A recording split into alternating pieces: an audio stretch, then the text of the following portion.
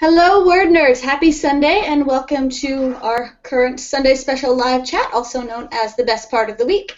Sorry we're a little bit late. As usual, Google imploded, but here we are. Anyways, this week we are talking about productivity, specifically writing productivity, increasing your word count, finding time for writing, all of the things. This is one of my favorite topics, and like right before we started, everyone was all like, I don't like talking about this, but we're going to make it happen. Because it's something everybody struggles with, I think, of just finding the time to write and making the most of the writing time and staying away from Twitter.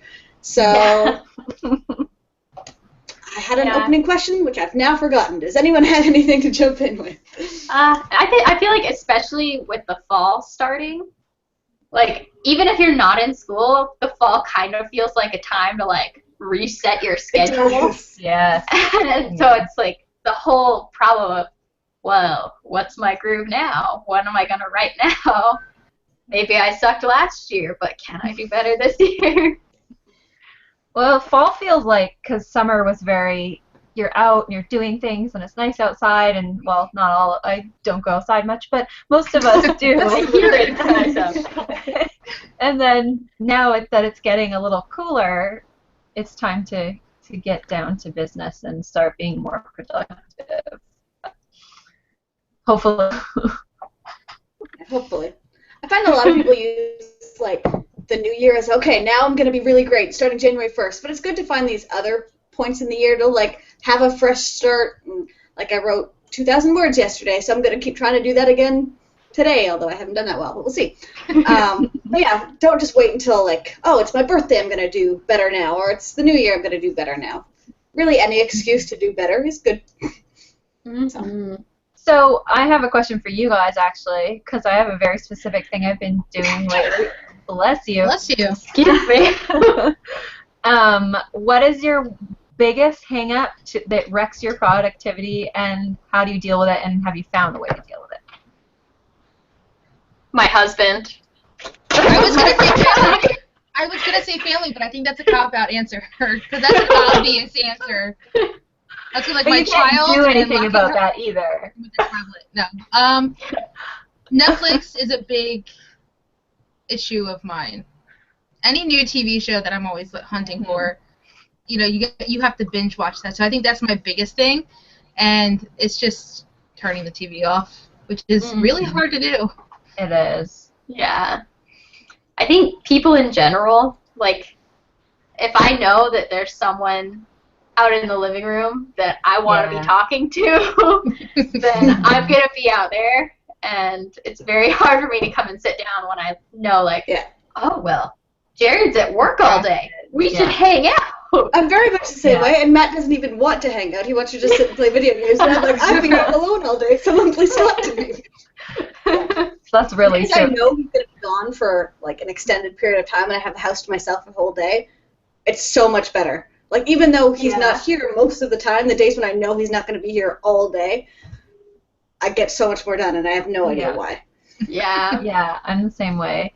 I've also found, like, I don't think I realized what my issue was, because I'd be saying to myself, I'm not going to get on the internet, I'm not going to go on Twitter, I'm not going to go on Facebook, and I wouldn't. And I was still not getting all the stuff I wanted to get done. So I kind of had to really take a look at what I was doing, and it was my phone. I would get a message on my phone, or I would get like a text message from my husband, and then be, oh, just quickly check Facebook, or just go through my emails, because everything is hooked up on my phone. So it was sucking up hours and hours, and I didn't even notice it. How did I not notice that my phone was where all my time was going? Like, they have all those programs where you can turn the internet off on your computer while you're working, but it's like your phone is always within reach, and as soon as you're stuck, you pick it up and you just start searching. I'm addicted to this new game. It's by the same people that make Candy Crush, but instead of like mixing things, you have to find words. And I'm like, I'm so addicted to it. It's like research. Yeah, right. Practically writing. It's like there's letters involved. I'm fine. Strengthening my writing skills. I don't like putting down my phone because, and I've heard other people say, like, I think I was listening to the self-publishing podcast, and one of them was saying that he has a hard time putting down his phone. What if there's an emergency? What if somebody needs to call me? And normally there's not an emergency. Normally your time's just being sucked up by this phone. So I kind of keep it out of the room now, actually. Mm-hmm. Like, I put it down on my kitchen counter, and I'm like, I'm not going to touch it until lunchtime. And, you know, if there's something urgent, then I can call them back at lunchtime. Yeah. Which is, like, helping me. It's helping me a lot to actually get That's work cool. done. The phone makes me, like, super anxious.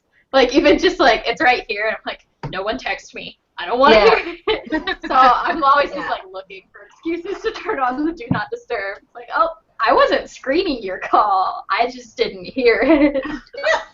That's fair.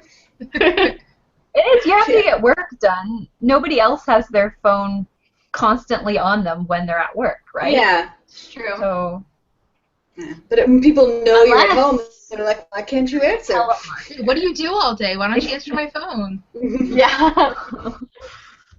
Well, that's something else I was thinking because I have like some freelance work going on, and I'm like, what if they call? What if they want to set up a call? And I'm like, well, what if I was working full time? Like just a month ago I was working full time. It wouldn't be like this weird anxious thing. I would be like, I'm working.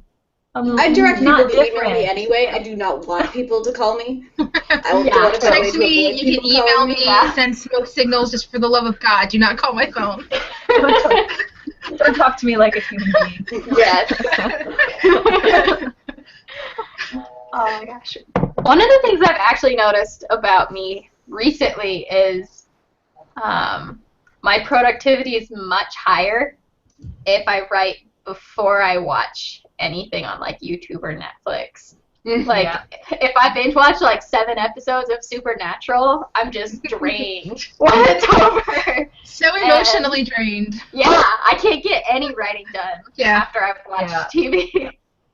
Actually, that's true too, because that will suck me into something. Like you said, you start out with 1 episode and you're on 7 before you know it, and there's half your day gone. Addiction problem. Yeah. And I think a big issue with that though is I get so like into the story. Like I recently started binge watching Hannibal, and I'm just so in those characters' heads that when I turn it off, I can't turn my brain on for my characters. I'm still thinking about their characters and their storylines, and like I just can't seem to get a grasp of my character. So it just makes sense for me to start writing before I allow myself to actually watch anything else. Yeah. And it depends on how your schedule is, but I actually don't, because I used to write in the morning, break for lunch, and watch whatever I was watching on Netflix.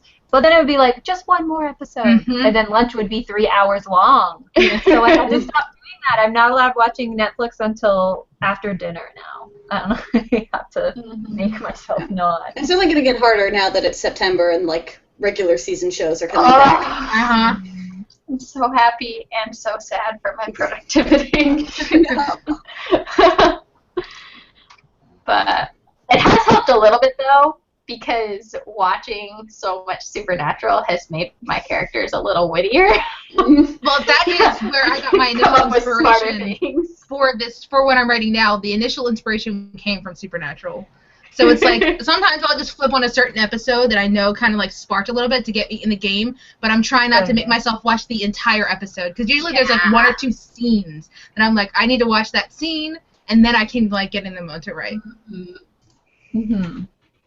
That's something as well. That's almost kind of research, and I have to be careful about research because I love anything to do with like 19th century England, and I will go for hours researching weird stuff that happened. Falling down like the Wikipedia rabbit hole is my biggest issue. So you start out doing research, and then you're looking at the most obscure facts, and how did I get here? And hours later, What year? So now I just type in like insert weird fact about Queen Victoria here, and then go on with the writing and look at it later. I've been doing that a lot lately. I have a lot of insert brackets. A lot of insert brackets. Because it's like you know that as soon as you break away and you look away from what you're typing, you're going to be sucked into whatever else you're doing. So it's like I'd rather just put in a bracket to remind myself to go back at a different time to do it and just keep on with the scene, because if I don't, that scene's not getting done today. I'm going to go on Wikipedia and then it's just going to take over my life. Yep. Yeah. And that's pretty much my best like word count raising advice is just keep moving forward. Don't let yourself get sidetracked by that stuff. So Yeah. For sure. Same with getting your rough draft done. I know a lot of people, like I will too, go back and look at it and be like, maybe I should edit this section. Now I make myself just finish the rough draft first, and I can edit things later. Yeah. It'd be way too long. We've got a question from Rose. Said, "Hi, WordNerds. I have a problem. I'm productive in writing, but it's mainly for fan fictions on anime. How can I be productive for everything?" That's really tough. Everything, or just like other writing projects? I'm going to assume other writing projects. And that's tough because I had that issue too when I was writing. It was kind of like a portal fantasy. And I found myself wanting to write everything else, and I was like gearing more towards sci-fi at the time. So I was writing like nothing but sci-fi, but I really wanted to be writing this portal fantasy. And that's when I realized that I really, really liked sci-fi. So like apparently if you're really into anime, like just start creating your own characters, write your own anime. Start off there, and then maybe that'll morph into a more broad idea that you could take into a different setting. Even if it can be sparked by an anime show you watch, you know. Yeah, figure out what you love so much about the projects that are getting you excited and try to tie that back into whatever original content you're trying to work on. Yeah. So the whole thing is just falling in love with your manuscript and wanting to work on that. If you're not really doing that with what you're working on, you're probably not working on the right project for right now. That's really true, and it's funny because I've given other advice in the past that's like, power through, finish your rough draft. But I have certain stories that I wrote with that sort of thing in mind. Power through, gotta power through. I don't want to look at them again. I don't want to touch them again. They're on this weird spot on my desktop, and I just don't care about them. You know, it's one novel in particular that I just don't like, that I did finish. I forced myself to finish, you know. So I think you have to find a balance between am I stopping because it's tough, or am I stopping because I don't love it? Yeah. You know? So, you be passionate enough about it to enjoy it. Something else that I do, because, like, for my money-making job, it's really creative, and I'm almost always, like, revising while I'm also doing a new first draft. I'm sure we'll talk about this app a lot, but I use Todoist, and I get, it's just like a to-do list app, and you can write down, like, like I've got my live chat at 7, and I've got, you probably can't see it, but all these things I have to do, and you get to, like, mark. Yeah. We all use and I get, like, really, really specific on it. Do you have the premium? No. Okay, I'm just using the free version, and I use it for school mostly, but I'm starting to implement it into everyday things. Like, I have a constant reminder every day to write at least 500 words. If I wake up the next day and it says that it's overdue, I'm like, I feel ashamed of myself. I'm not able to hit that check mark for yesterday. I'm also in a karma war with Erica on Todoist, so I know if things are overdue, it's going to hurt my score. So. Yeah, and I get very, very specific, like, write 500 words of the first draft, and revise 3 scenes of Forsaken, and also work 1 hour. I let myself check off every time I work 1 hour, because I work from home, and it's really easy not to get the hours in. That's a good idea, though. Actually, what I've been doing is I have a date, because Todoist doesn't have, like, time. Maybe if you upgrade to premium, it does, but it doesn't have, like, set times. Like, it's not a calendar. It's not a calendar. In the free too, though. You don't get a calendar, but you can type in certain times for recurrings. That's true. It doesn't, like, what I'm doing right now is just typing out an exact schedule, because I have to be really strict with myself. I'm like, TV, So I will type out this really strict schedule from 5 to 6. I'm doing this, and then a couple of the hours will be Todoist stuff. So that's when I'll go onto the checklist, and I have 3 hours that are just dedicated to that checklist, like that type of thing. And then I can also carry this paper around with me. You know, some of it's like housework, blah, blah, blah. So I'll carry the paper around with me, make sure I'm doing this. But I have to stay on top of myself, or otherwise. A schedule is really, really important. And like we were talking about this in the pre-chat, that the past month, like I vlogged about it a couple weeks ago, has just been the worst time for inspiration for me. Like I haven't written much of anything.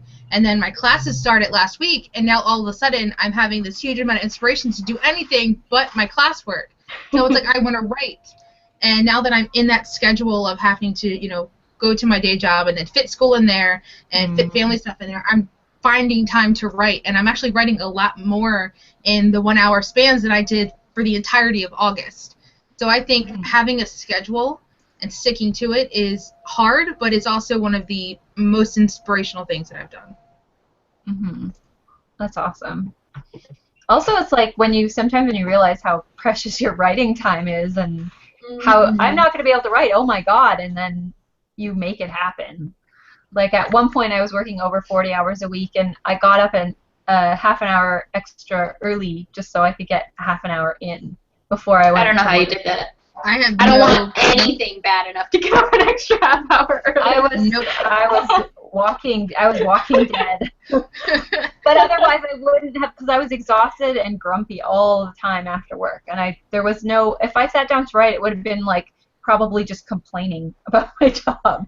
But when fan fiction about where you get to destroy the workplace. Burn it down. Yeah. Not productive. Oh, yeah. One of the things that also super helps me is having a deadline. Like I know I always write more during any of the Nano months. And now knowing that NaNoWriMo is coming and that the WordNerds are going to be gung-ho doing Nano, I have to finish this first draft that I'm working on now so that I can start something else. And that's really my nice. main goal right now, is to finish up my current project so I can write something different in November. Yeah. It's like, all I have to do is 850 words a day, and I'll be done with 2 weeks to plot, which is hopefully enough. Logging that word count is something that I find drives me to be really productive, because it's just so satisfying hitting your goals for word count. Yeah. I write myself little happy notes and stick them to my computer, like, 850 words per day. You can do it. I got this. Like, I do have this. Thanks, me. That's hilarious. I have shouty notes, actually.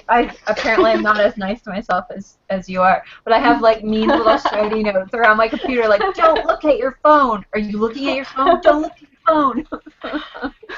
You have a problem. Oh, man. Feel free to ask us any questions you might have about productivity in the comments below. We will talk about all things productivity. Trying to think what else, because I could really talk about writing productivity forever, and then I'll talk about it more than I'll do anything about it, which is a problem. Sorry, I have a cat fight going on outside. I'll be right back. Literal cats? I know, but wait, are literal cats or some ladies fighting? That's what I want to know. Yeah. I'd be more inclined to go break up literal cats than random ladies fighting these kids. No, they're literal. They're actual cats. Okay. My husband crying and he's squirting the other one. My kid's getting attacked. Yeah, there we go. Okay, we're all good. Battle of the cats. So is like Todoist and checking off 500 words the only way you track your word count every day outside of Nano months? Or because that's always a big one for me, my super spreadsheet of how much writing I do and looking at my epic failures. Yeah, the nanograph definitely helps seeing that go up, but I find that even though we have that really awesome spreadsheet that you sent that we're able to use, like I haven't been plugging anything in there, and I don't know why. Like I really like using my calendar. And it's so bare because I haven't been writing, and it makes me depressed. So it's like that, being able to tick off that item on the to-do list is definitely like the first. So it's like I'll be able to do that, so I know I get 1 star on my calendar. But then I just want to keep going to get more and more stars, so that my month actually looks like I did something. Yeah. For me, for every 500 words, I let myself check off. Like, there's the basic 500, and then if I hit 1,000, I get to add another one, so I can check it off. For some reason, for me, like Kaylin, the spreadsheet, like, my mind just doesn't go to do the extra step. But I use Scrivener, and they have the little target goals thing. Oh, I like that too. Yeah. I put it in the corner of my page, and I'm like, oh, look at that. Yep. I'm getting real close. I do that too. I've been doing that the past couple days that I've been writing so much. I'm like, I cannot wait to write these stupid stars on my calendar. So I'll keep writing, and if I only have 400 words, I'm like, all right, I have to write at least 100 even really crappy words before I stop because I need a star today. Just one. You guys are making me want to start a news story so bad. I just realized that I haven't actually. I thought to myself, do I check off when I write, 500 words? No, because I actually haven't written anything new that was like my main focus for so long. It's just been like revisions forever. So fun. There comes a point, because if you don't have Scrivener, it's basically just a little box, and it has like your story target, like the word count goal for your entire story, and it's got like your daily word count target. And the closer you get to each one, it like changes colors from red to green. And there's like this pukish green color that I love, and it gets me really amped up because even though it's like not that pretty of a color, it means I'm real close. And once I see that, I'm home free. The puke color, all right. Yes! I can do things. And it's especially like inspiring when you pull it up and you see that the goal for your entire manuscript is starting to get yellow. Like mine's yellow now, and I'm like, I'm almost halfway done. Like, oh my god, it's so pretty. It's the small things, guys. It really is.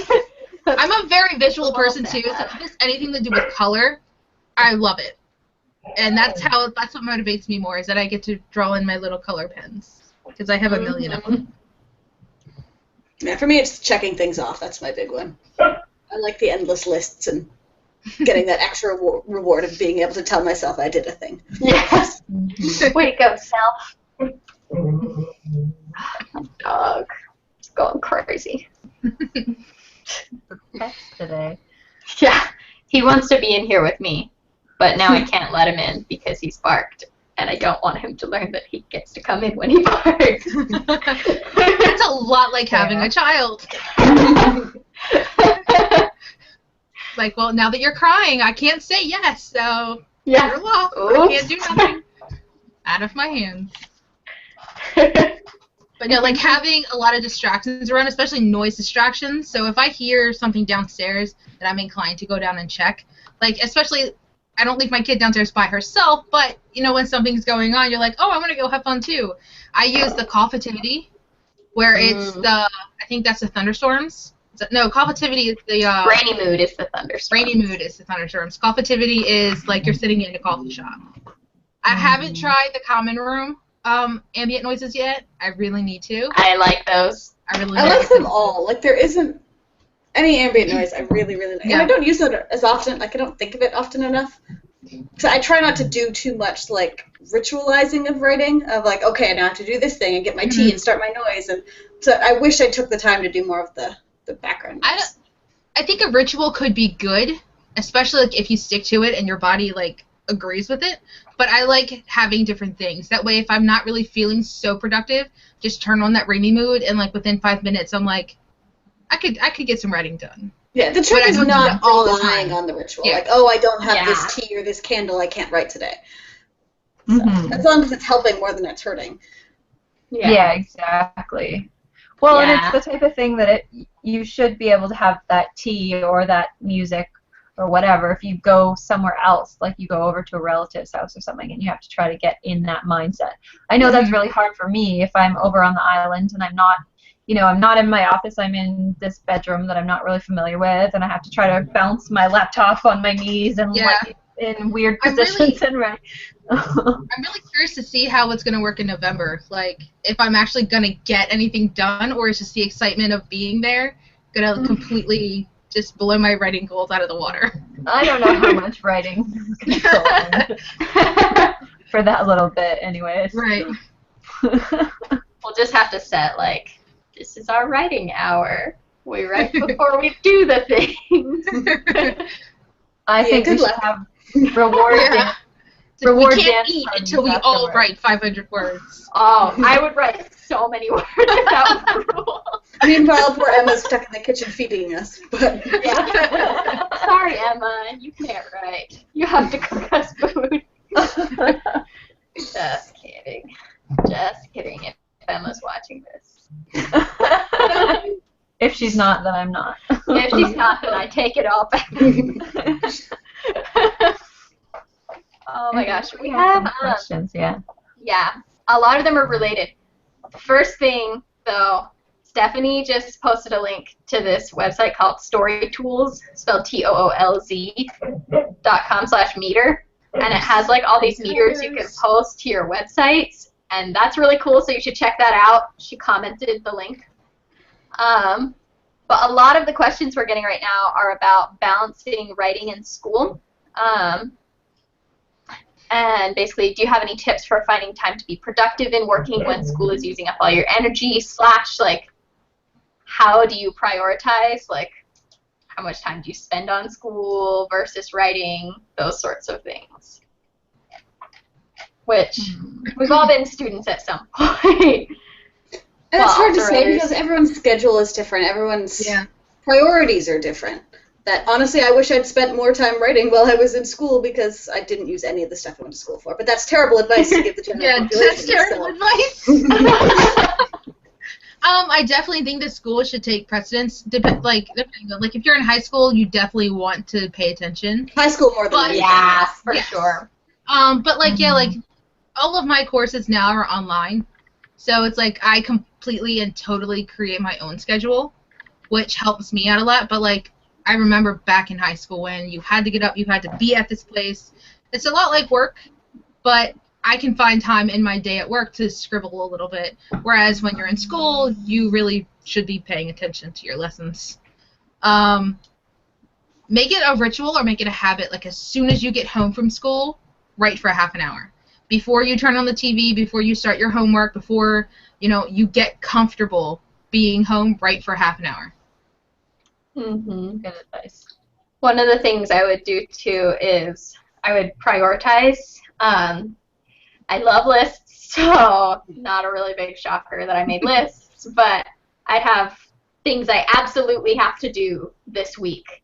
And if there was like a certain day it had to be done by, I would write the day next to it. This is where having a planner can come in really handy. And then knowing, okay, well, I absolutely have to do these things. And if I want my life to be easier, then I should also do this reading assignment that's due on Friday or whatever. And then I would look at those things, and it's really complex, gauge how much time each thing would take and decide, okay, well, I can do this later and I can write now. Or this is going to take a long time and it's a big deal, so I need to work on this. And if I have time afterwards, I will write. I have kind of the opposite piece of advice from the, oh, this looks quick, I could do it later. I've been trying to do this more often, but I'm really bad at it. If it's going to take less than 2 minutes, just do it right away. Get it out of the way. Don't put it off. Yeah, really Because they add up really quickly, and eventually you're avoiding all the things you've been putting off for so long.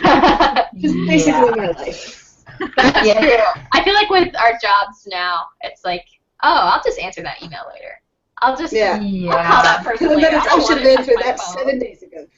Yeah. Oh my gosh, the amount of times I click tomorrow on the to-doist thing, I'll just recycle that over to the next day. Again. Yeah. Oh, yeah. In there. But definitely, like, if your plan is to go, if you're in high school right now and your plan is to go to college, or if you're in college right now and you want to graduate college, then your school needs to come first, and just get all the stuff done you have to, and find time in between for the writing. It's hard, though. I feel like I've been talking a lot about this, but I really loved being in school, and I really love writing. Yeah, you will miss school when you're not in it anymore, so... Yeah. That is, like, ultimate thing. Everybody's like, "Oh, you're gonna miss it." You're like, "No, I'm not gonna miss it. You're gonna miss it." Like those people are right. Sucks. You'll reminisce about it all the time. How do you guys decide when you actually need to call something quits for the day and go to bed versus when you're saying you need to call it quits and go to bed because you don't want to write or because you're scared to write? Or because bed is great. Yeah. I do have an issue with that though. Like if I'm up writing, I will just stay writing, and I don't have a clock in my office, and I have my taskbar on my computer hidden unless I actually scroll down to it. So I don't have a clock anywhere in my direct eye. So it's like I'll be writing and I'll be writing. It's like, oh, an hour must have passed, and then I look and it's like 3 in the morning. I definitely think that if you're starting to fall asleep, you should stop writing. Yeah. I tried so hard to push through it, and like I could just give me 5 minutes, I'll snap out of it, and no, because you're not in the game as much as you should be. Mm-hmm. Yeah, the quality's suffering. You're gonna have to redo it anyway. Yep. Yeah, it's true.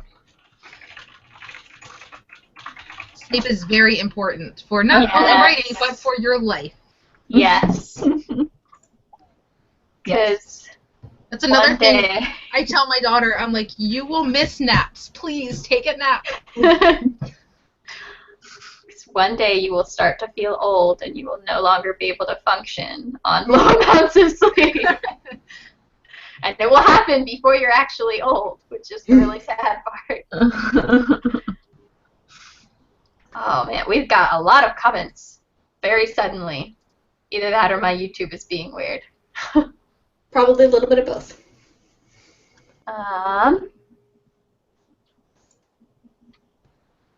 We have an unrelated but semi-related because it's eating up productivity question. Shannon asked, in the writing, she's been researching a lot trying to figure out how to make this distinction, but how do you distinguish a conversation that's going on in real world versus a conversation with the voices, which I'm assuming means kind of like in their head type of thing.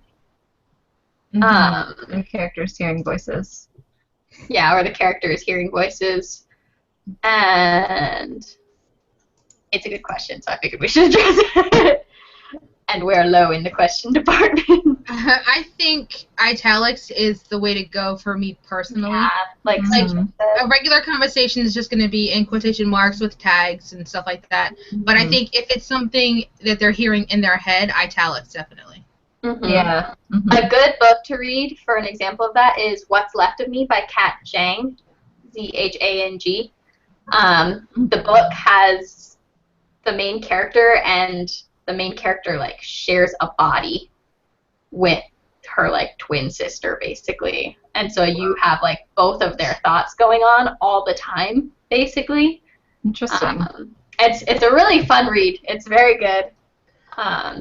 But checking out the formatting for that could be really useful since there will be bigger chunks of it.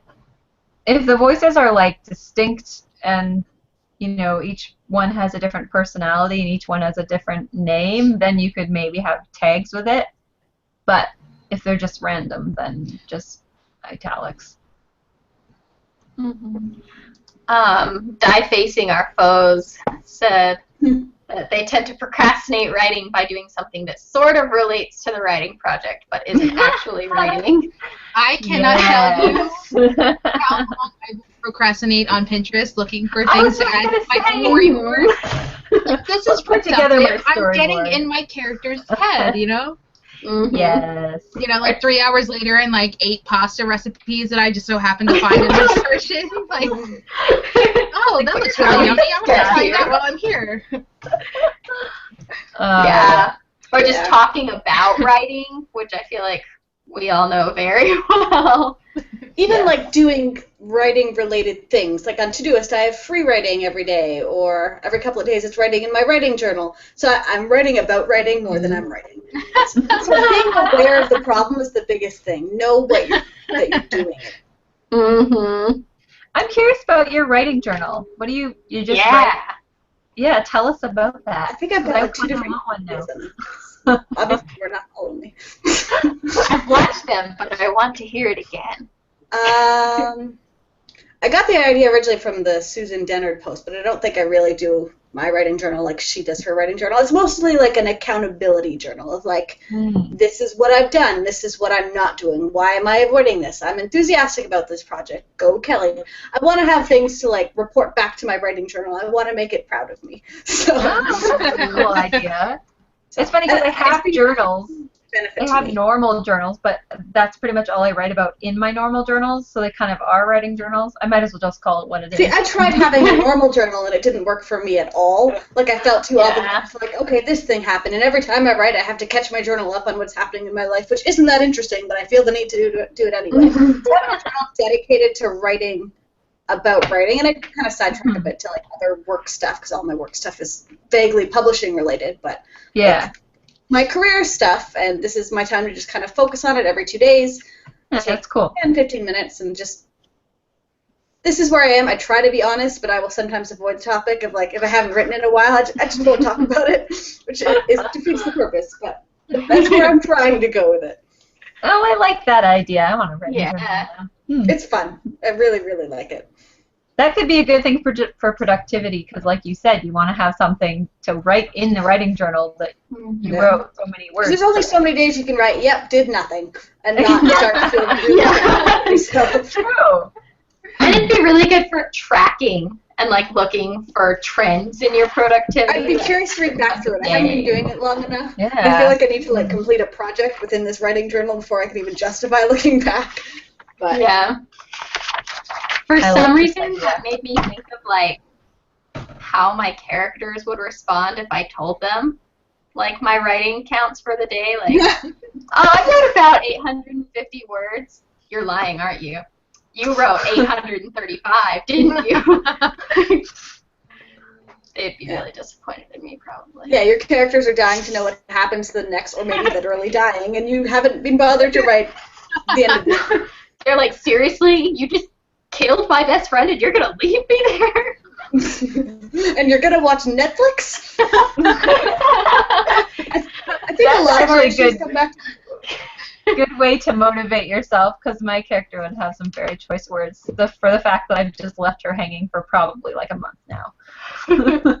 She would probably swear at me a lot.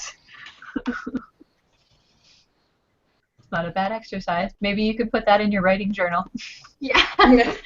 Once per month, have a conversation with your character, aka the sassier side of yourself, where your character yells at you for not writing enough. Yeah. What are you doing? I'm just looking at my like writing and publishing project on Todoist and seeing what recurring stuff I have, but it's write 500 words, which I have one every day, but I'll add more for every 500 words. Writing group on Wednesday, free writing every day, and writing journal is in a different section, I guess. Cool. You mentioned the writing group, and that relates a lot to one of the comments that Tim made recently, saying that starting Monday, he and a friend are going to be mutually accountable to each other's writing for about 2,500 words a week. I know for me, having someone that's also writing is a huge help. Like knowing that, oh, if I don't put anything in the folder for writing group this week, they'll know. Yeah. They'll ask about it. There's a lot to be said for writing groups and accountability buddies and pacing yourself with someone else. Like that's how Eric and I first started working together, was editing each other's stuff, and she was going so much faster than I was. So I had all this pressure to like, she's already giving me back all of these chapters. I haven't edited anything. So it's not maybe the most healthy tactic, but if it works. Yeah. Yeah, actually, that's something that I really enjoy about writing group is I always have a motivation for writing more because I want to.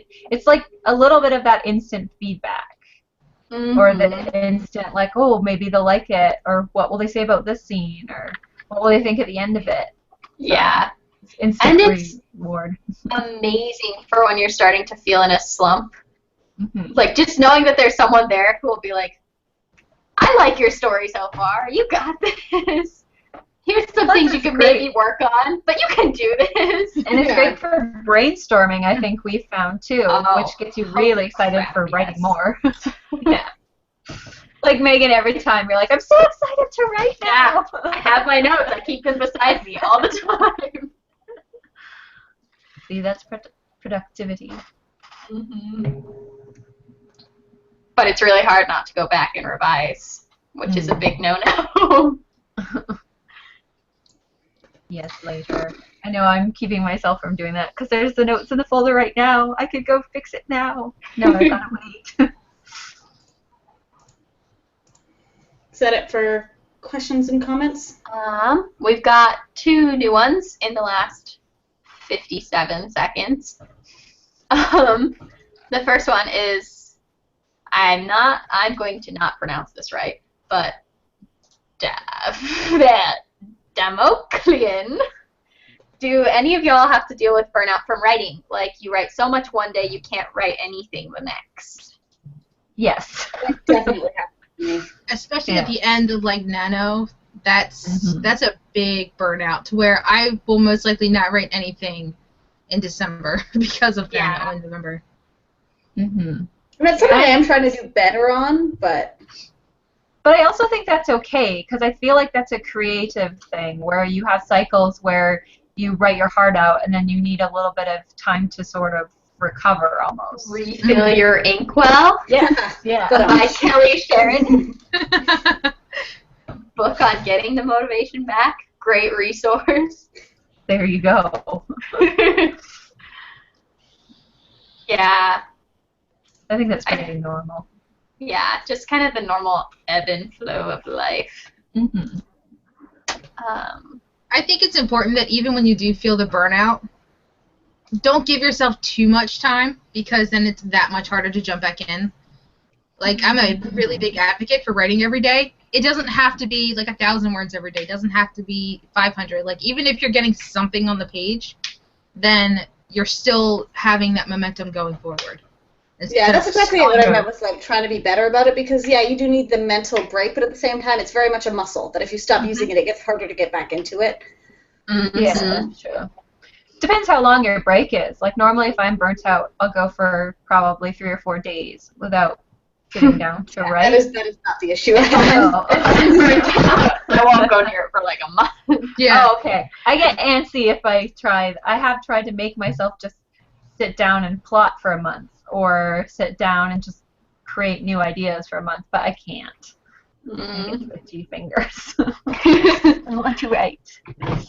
That's why I like to do big writing sprint days where I try and get as high of a word count as I can, but I get super burnt out the next day, and so I try to make it like, okay, well, I'm not gonna write words down on the page today, but I'm going to work on world building, or I'm going to look at my plot a little bit and see if there's anything I can tighten up, so that you're still thinking about writing even if you aren't, or working out your story, not necessarily just thinking about the writing, but working on something even though you're not writing down. I love plotting during downtimes, just like write. And you're still technically writing because you're writing out your plot, but it's so much fun. Of all the things between plotting and writing, plotting makes me the most like frustrated and nervous, and I get really into plotting. And if something doesn't fit, I get so angry, and I'm like, why isn't this working?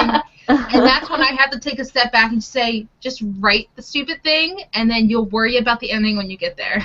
But the big thing is when I feel burnout, I like to surround myself with as close to the subject matter of my writing as possible. So back when I was writing the UFO story, when I got burnt out, I would watch X-Files, I would watch Unsolved Mysteries, like I would watch all of that stuff that had anything to do with aliens.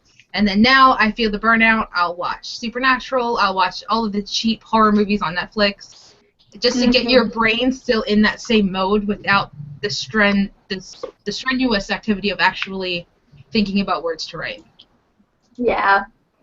One of my favorite still productive distractions, if you're writing science fiction or fantasy, this doesn't work quite as well for contemporary, But the Science Fiction and Fantasy Writers of America website has a list of world-building questions. Like, if you just type in world-building questions, it's, like, the first thing that comes up. And I copied all the questions into my Scrivener. There's, like, 15,000 words worth of questions that you can answer about your world and how it works, and it's a great help. I'll have to look that up. Yeah, they cover everything from, like, the actual science of your world, like the axial tilt and stuff and how that affects the seasons there, to, like, oh, wow, that's awesome. What is the proper way to set the table and stuff. That's really cool. Really fantastic. I could waste a lot of time on that. Yeah. Build your own world. Mm-hmm. Oh, wow. I just looked it up, and there's, like, a bunch of subsections, too. So you have the world, you have physical and historical features, magic, people and customs, social organization. It's got everything that you could think of here. That's awesome. That's like a major procrastination right there. If any of you want to procrastinate that, I just put the link in the comments. That's the kind of procrastination that you want to look for, something that will actually help you. Mm-hmm. True. That is an easy trap to fall into, though. There is so much helpful stuff on the internet. Yeah. I was going to say, you might plot forever and never actually start writing. There was an onion piece of something about this. Oh, where did I put it? It was like, I won't even try quoting it because I'm not nearly as funny as the onion. I didn't save it. Darn. What about plotting and never actually writing anything? Yeah, it was all like, writer spends 20 years crafting useless worlds. Not that far from what could actually happen. We have another question. We have several questions now. We will get to all of them. Megan asked, or a rather smart llama asked first, are there any online writing groups you recommend? I don't know of any writing groups online, other than you guys. Making those personal connections is a really big part of finding a good writing group. Mm-hmm. I know there's occasionally, like, blogs will host writing group matchups, but every time I've done it, it just falls apart. Yeah, I've done it once or twice. Mm-hmm. But you can always start your own. I mean, they can, when it comes to those kind of things where it's like the matchmaking type writing groups, they can only do so much with what you give them. So it's really hard to make those personal contacts and make last if you guys really just don't mesh very well. So that's why I think it's important to be active in the writing community in some way and just meet people who are writing. Yeah, you can go to websites like absolutewrite.com or writeallyear.patchwork-press.com. And the forums on both of those sites are great places to meet and interact with people. And from there, once you kind of start to get a feel for personalities, you can tell, like, this is someone I would like to work with more. And that's how a ton of the WordNerds met each other, and YouTube brought the rest of us together. So I think it's just a matter of kind of taking the leap and asking someone you've already been talking to on the internet to start something. You never know what relationships are going to evolve out of forums, and I met Aaron and Erica on Absolute Right. Yeah. Twitter is great, and there's a big writing community on Twitter, but I definitely suggest doing the forums first. Like, it's easy to get lost in the crowd on Twitter. Yeah, it's a lot easier to follow the conversation, and it's a lot less anxiety driven to submit your own ideas into a conversation when it's on the forum. I think less anxiety the other way. I feel like Absolute Right, like it's there. People, I don't know. Absolute Right I found to be a little bit persnickety at times. Oh, yeah. Oh, no, I can agree with that. So Twitter, like, you put it out there, if someone agrees, they'll reply. Otherwise, it'll just go down the feed, and no one will ever have to know that I had an opinion. It's funny because I absolutely agree. Like, Absolute Right is a place where you have to poke around and get familiar with it, and you see other people getting chewed out for asking certain things or not knowing certain things. It's easy to piss people off. Don't let that scare you. You just have to, like, get a sense of the conversation before you jump in. Yeah, exactly. Yeah, and it's not and not flounce out and never go back again if someone is The like biggest thing on any forum is try to give more than you take. It's people who just show up asking for favors and critiques that will get on people's nerves very quickly. You have to be a part of the community to really get anything from the community. Especially when you're in like the critique section. Like there is like a forum on Absolute Right where you can submit some work and then people will give you critique on it. They definitely want to see that that's not your first posting on the site. I don't think it can be anymore. No, it can't be. You have to have a certain amount of posts. Yeah. That's good. That's cool. There. Yeah. Yeah. And one of the things, this is a smaller thing and you don't have to do it, but that I would recommend is if going on the forum does make you a little nervous, just create a totally random username. Like, don't use your real name. You can ask any questions you want. You can make as many mistakes as you want.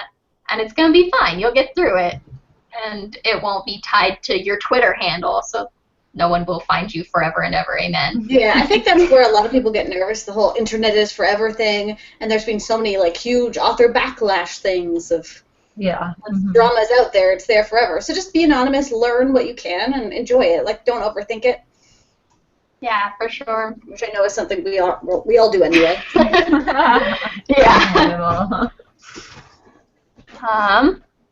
Next question. Megan asked, do you guys have any ways to motivate yourself to be productive during revisions? She's struggling to just actually start making the changes. That's very much where having a writing partner in Erica helped, of like you're trying to match someone else's pace so you can't keep postponing it. Because a lot of productivity issues, it sometimes just comes down to you just need to do it. There's always going to be something stopping you from doing it. But once you have those revisions figured out and you know what you need to do, give yourself some sort of timeline and do your best to stick to it, of like a chapter a day or a scene a day even, as long as you're moving forward a little bit at a time rather than just putting it off. Yeah. I try and set deadlines. Like, okay, well, phase 1, where I'm just going to read through it all, I want to be done with that by this day. And if I do that, then I get a gold star, or I get to check 3 things off on my to-do list.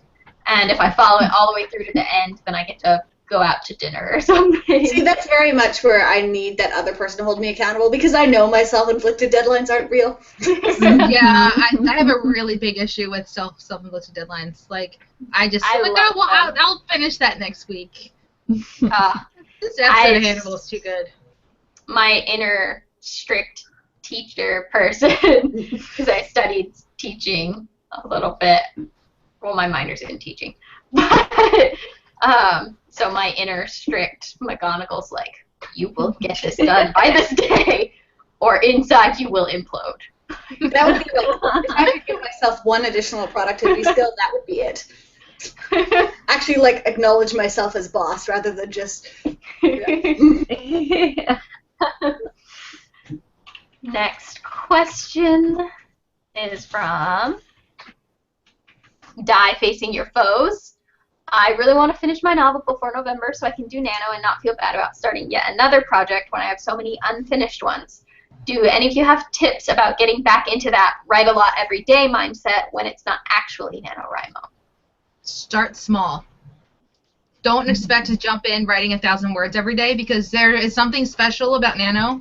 It's that community, that knowing that everyone is doing it, that gets you that extra motivation to write those 1,000 words every day. So if you're just going to do it by yourself, start small.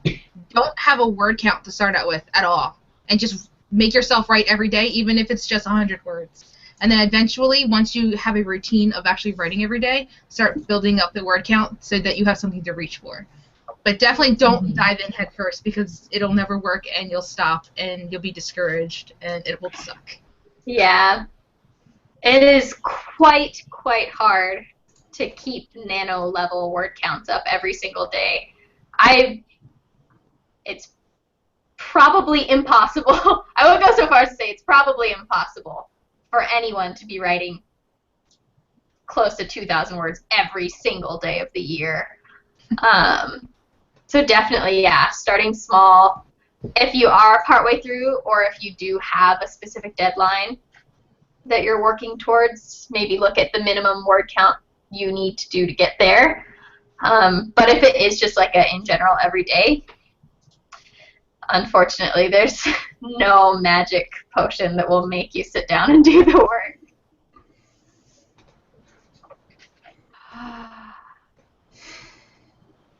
Next question? Next question. Okay. Susan asked, when you focus on the word count so much, does it affect your writing, as in quantity over quality? Yes and no. For me, I was going to say that. not so much quality. For me, like, there was, I don't remember when it was, sometime over the summer that I was, like, really gung-ho about hitting a certain word count every day, checking off all those 500 word blocks. So I would just jump around from project to project and not really focus on anything. I was getting 500 words done here and here, but there wasn't anything cohesive. So I was focusing way more on the quantity than the quality, which the writing was all fine, but I didn't finish anything. So it was a bit of a problem. I think for me, the only time I'm pressuring myself to do like 2K words a day is when I'm in drafting mode anyways. So I'm not worrying about it being this sparkling, crystal, clear, amazing prose. Like, it can be pretty rough, and then I'll come back and polish it. So that's the only time I'm really driving myself to write so many words a day, and then it's just revisions. So. Yeah, that's one of the things I've noticed with first drafts, is it feels like whether or not I'm pushing and clawing my way through a scene or I'm flying through one, loving every minute of it, my words tend to need the same amount of revisions. Yeah. Just the same amount of polishing no matter what. And then when you come back after you first do your draft, you can add like what Kelly calls word magic. Yes. When you think of, this scene needs more setting, I'm going to describe the mountains in a little more detail and make it sound prettier, you know? Yeah. Yeah, the point of the first draft is just to get through it and to get the scene as laid out as you possibly can. Yeah. You're most likely going to edit almost every word that you write anyway, in some way, shape, or form, and that's the way that I'm trying to learn myself or taught myself to just push through. I know that there's an entire chapter of just complete crap, but I know what happens there happens at least. So when I go back, I know what's supposed to happen. Yeah. I know how I want it to happen. It just doesn't sound pretty. Yeah, a crappy scene written down is always better than a scene perfectly imagined. Yeah, as long as it's relevant and you're moving your story forward. Because one thing I've heard criticized about Nano, I think Beth Revis is where I first heard it, but it's come up quite a bit, of like just adding words for the sake of adding words. Like sometimes they'll occur, and random subplot, or all the forums on Nano that include this random thing in your story that makes no sense, that a lot of people are doing Nano just to get 50,000 words. They have no intention of ever publishing the book. But if you really are trying to write this story and have something you can work with, don't let yourself just, okay, I'm just going to write 500 words of nonsense where me and my friends join the story. Because it's fun and you get the word count down, but it doesn't help in the long run. And you see a lot of that on the NaNoWriMo forum. So just get words out. It's fun, 50,000 words. But like, it's a bad habit if you want to be writing. Right, like if you're just doing it for the sake of doing it, then by all means, have fun with it. But if you're going to write something that you honestly want to even think twice about selling or publishing one day, I just take it seriously. Still have fun with it, but still take it seriously, telling yourself that you're going to go back over it. Yeah, give yourself something to work with, not just words. Yeah. Yeah. Inserting yourself into the story is never a good idea, ever. No matter what, ever. And there's some actually published authors that need talking to in regards to that, apparently. Not name any names. Yeah. But don't be too hard on yourself. Like, if you feel like you care about this story and you're trying, but you still feel like your words are all garbage, you're doing well. You just need to keep doing what you're doing. Next question from Books and Chili. This is semi-related to productivity. I have a lot of ideas for different stories that I'd love to write, but then I switch from them all so much that I don't get much done on any. How do you pick a story idea out of the many in your head to write about? That is a very tough question. I call it shiny new idea syndrome. Yes. It's when as soon as I start writing something and I'm like, wow, I'm really into this, something else will pop into my head and I'm like, wow, I really like that idea too. I don't know exactly how to pick one though. I don't know how I went about choosing one to focus on. I think I always let it have, because I get this a lot. I wrote a blog post, more than one blog post about it. And I think I let myself have like almost an incubation period where, okay, I've got a couple of ideas warring, fighting it out in my head. I can't decide which one I want. I'm just not going to write anything for a little bit. Or maybe I'll try plotting out, such and such scene from this one idea, and then, do a sketch of another scene from this other idea, and just let it go for a while and don't start writing anything yet, and just figure out which one you're more obsessed with. Yeah, it's a mix of like enthusiasm and actual content. Like you have, like what we were saying earlier, if you're not loving a story, you need to know when to let it go. So don't overcommit to something just because you want to get it done. So what are you really excited to write about, but you actually know where the story is going? Like if all you have is a concept or a character or world building, you put it on the back burner, make an Evernote folder or something where you keep track of anything you have for that story, and you'll be just as excited about it later once you actually have something to work with. I have a Scrivener file to where every document in that file is a different idea that I've had. Some of them are fragments of dialogue. Some of them are a conversation that I thought of that doesn't fit with my current work. And just don't ever delete anything.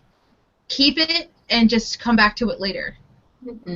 I have one. Like, I typically hate writing romance scenes, but for some reason I just woke up and I was like, I have these two characters in my head, and I need to write them making out right now. And they are in love. They are super in love. And so I have a Scrivener file that's just like the making out story. There's like 3 scenes in there.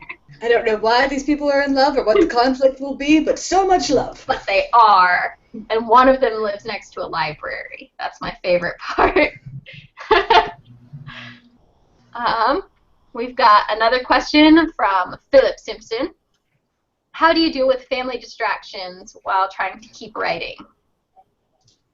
Let them know what you're trying to do. That, hey guys, I am easily distracted. I want to be hanging out with you, but I really need this time just to write. Unless the house is burning down, just give me half an hour. Or dinner is done. Yes, dinner. You can always bug me for dinner. Yeah. The call-fativity and the rainy mood I was talking about earlier helps me a lot, drown out the noise. I live with a toddler who's very loud even in her quietest times. And I've only recently gotten this office that's on the 2nd floor of my house. I used to write in our living room or in our dining room right in the middle of all of the action. And I got very little bit done then.